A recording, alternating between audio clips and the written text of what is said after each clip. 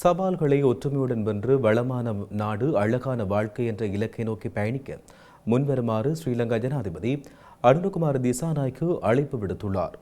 உலகெங்கிலும் வாழும் தமிழ் மக்களால் இன்று தைப்பொங்கல் திருநாள் மிகுந்த உற்சாகத்துடன் கொண்டாடப்பட்டு வரும் நிலையில் ஜனாதிபதி அனுரகுமார திசாநாயக்க வெளியிட்ட வாழ்த்துச் செய்தியில் இதனை கூறியுள்ளார்.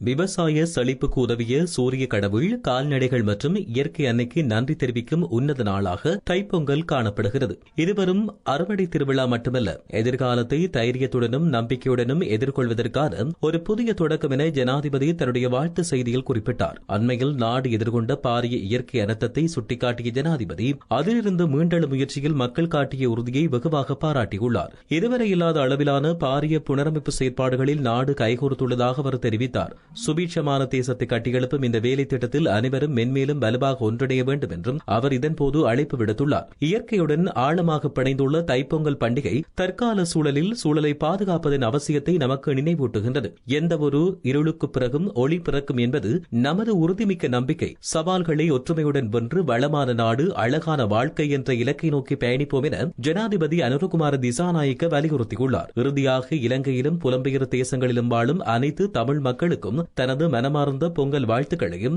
அவர் தெரிவித்திருந்தார்.